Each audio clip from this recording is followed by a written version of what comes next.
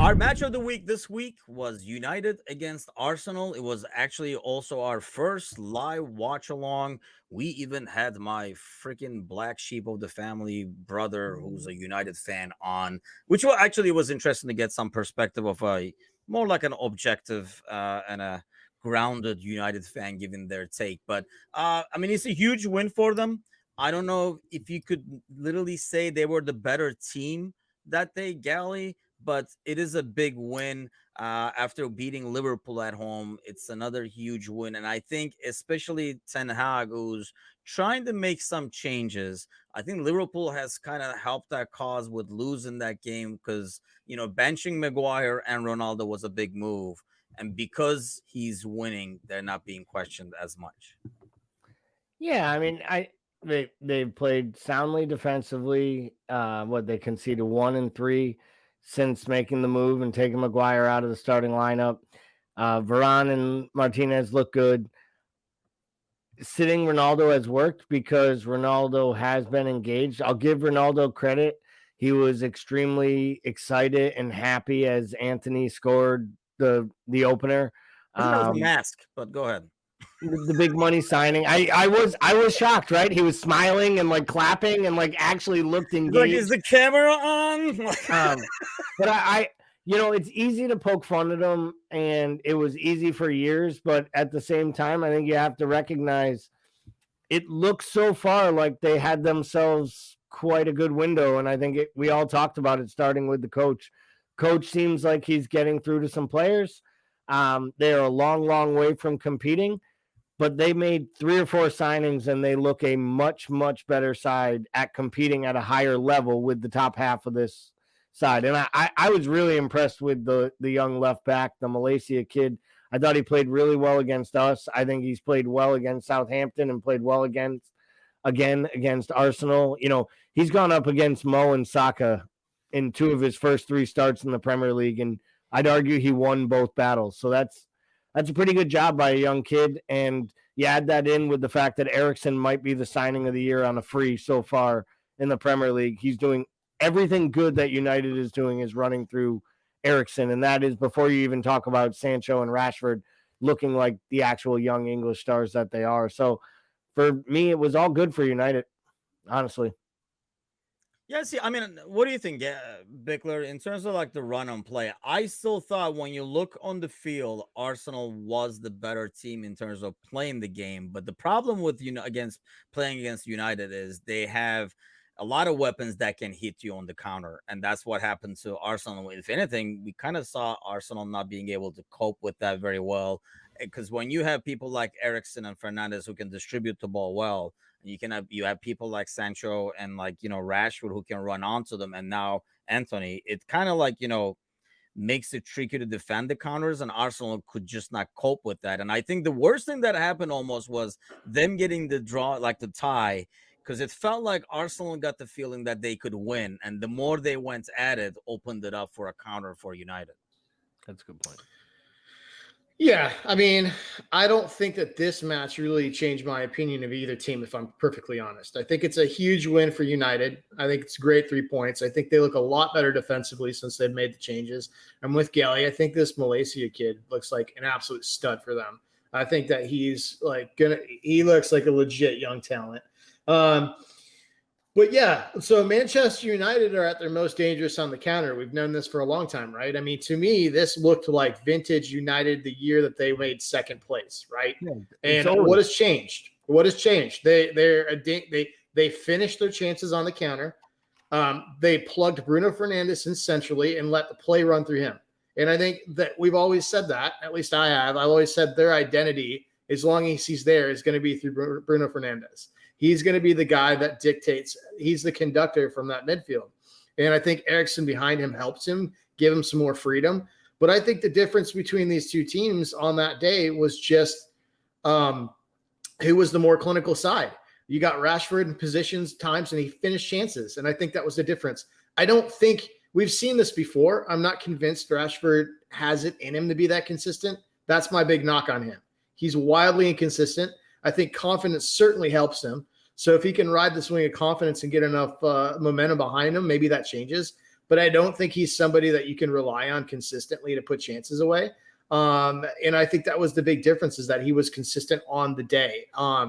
But if United continue to improve defensively, and if they're able to continue to hit teams on the counter, they're going to win matches like this. And these are matches that Arsenal's going to drop points in, because that's where they struggle. Yep. So I don't really think this changed my opinion of either team. I think it was lightning in a bottle for United, and hat tip to them. They played well defensively and they finished chances.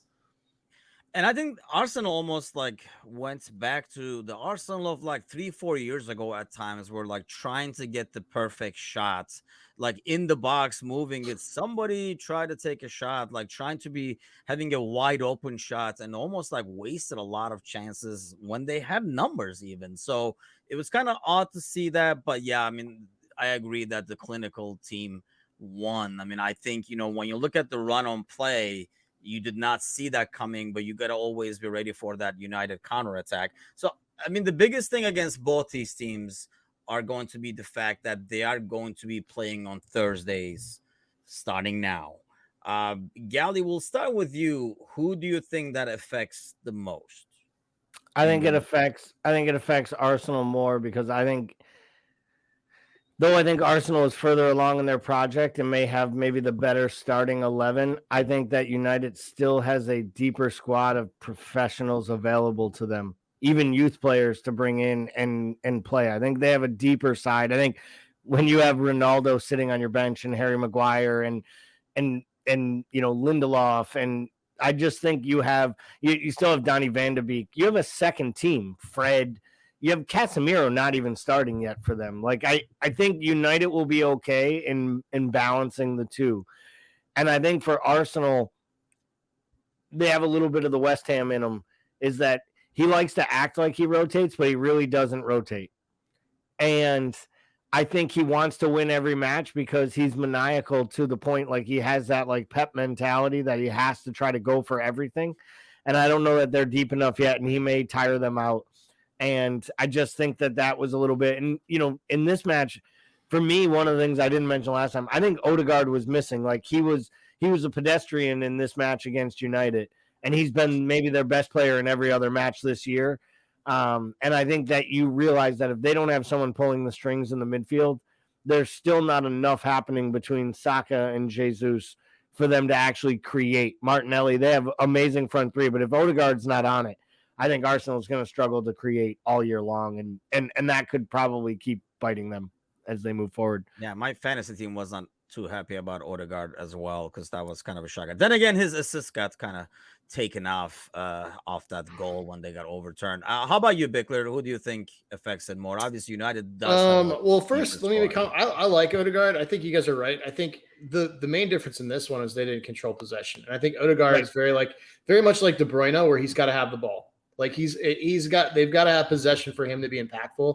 He's not a player that will assert himself in a game where you're relying on him to break up play and dictate space. He's just not that player.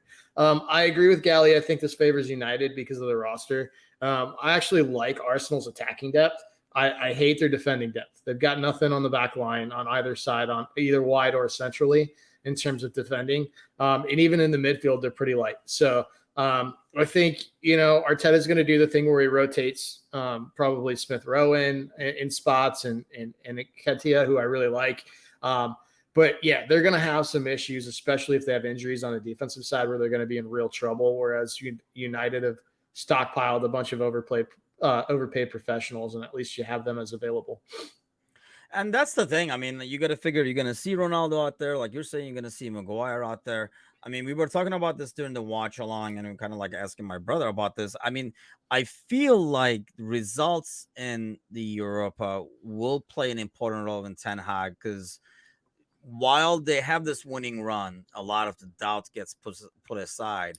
But a couple of poor results, you got to figure that's going to come right back out, and the confidence they're riding can get kind of like knocked out a lot easier. Whereas you feel like Arsenal has been kind of building it slowly and kind of like has established that, I guess, benefit of the doubt.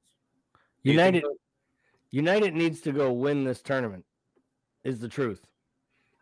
Manchester United playing in the Europa League, they should feel like they can win it, even with teams parachuting down from the Champions League. And it might be United's best opportunity to make next year's Champions League. People forget, when they made the move with Jose and finished second that year that Paul mentions, right? It was also United winning the Europa League the year before that qualified them for the Champions League. Like their last Champions League qualification, their first when they got back in was the year that we had 5 from the EPL because they won the Europa League. And it's still probably their best chance. I'm not sure United has enough to finish in the top 4 of the Premier League. I've seen too much. I know we're good.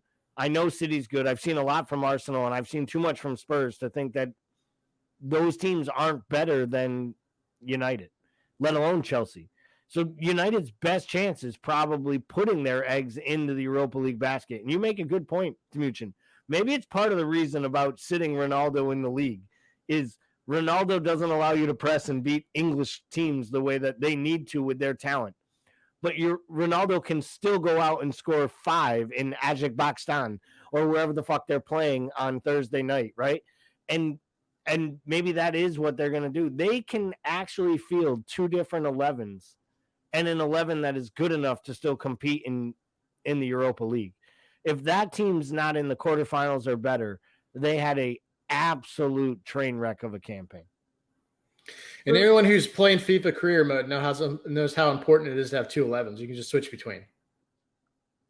I'll take your word for that. I don't do the career mode, but oh, okay. I just beat up on 9-year-olds in Brazil, like online. I think you were the one actually playing with Brazil. But that's a different story. Let's not open that can. I also count as a 9-year-old. So yes, that was me. So United, Arsenal, who finishes above the other when the season is over, Bickler? From what you've Arsenal seen so far. I still like Arsenal in the long haul. Do you put them in the top 4? Do I put them in the top 4? Having seen kind of like Chelsea not really light up the world either. And yeah, but I mean, they're another one. They've got such a deep squad. If they can figure that out, they can roll it into at least the 4th spot, Do they finish top 4? Let me go. No, I think they finished 5th. I wanna say they'll finish 4th. I just don't think they've got enough there. I don't think they're deep enough. I want them to. I think I have these guys as 5th and 6th. I think they're like. I think when they're hitting, I think they're a better side than Chelsea. But I think Chelsea is so good defensively, they're going to take points even when they don't deserve them. And I think Arsenal is probably going to drop points when they do deserve them. I think that'll probably be the difference over the course of the season. Gal, you were already putting Arsenal above, but are you putting them in the top 4? I'm probably with Paul. I think 4th and 5th will be a dogfight between Chelsea. I think that was my pick. I think I had Arsenal 4th in our predictions and Chelsea 5th, but it doesn't really matter after seeing what I've seen. I think the Aubameyang signing actually really helps Chelsea because what they need is someone to be in like goal scoring positions. Havertz just isn't in the right spots naturally to score goals. And I think it costs them times. And I think a player like Aubameyang will foil well with Sterling. And I think if the two of them click together well and play up top with their pace and getting behind people and Mount eventually starts creating, I think Chelsea scores enough goals. And I'm with Paul. I think Chelsea's defense signing Fofana pulls everything together. You have Fofana and Koulibaly on the outside of a metronome type defender in Thiago Silva. It allows James to play in what is arguably, maybe he might be the best player at what he does in a right wing back role in the whole entire world at going forward. And then on the other side, you have Cucurella and Chilwell. And like, that's the riches Chelsea have. They like take out their record signing and bring in their last record signing, and he gets a goal and an assist in 15 minutes and they win the match. And that's to the point why they bring on players like Chilwell and bring on guys like Mason Mount in the second half, and Arsenal goes to Tomiyasu. And for that, I think Arsenal finishes 5th. Brings on a broken Tierney. Yeah, exactly. And I think that's what Chelsea has going, and I think it's going to be interesting to see how they rotate and manage that. Obviously, they have the Champions League, and I think that's the biggest thing too, like Wednesday to Thursday, especially with the Premier League. Not only, more tired legs playing, but means a lot more rotation. And once injuries and stuff start coming up, it's going to be a lot trickier for the two that we watch for the match of the week this week. My match of the week was United against Arsenal, and United wins this one 3-1 at home.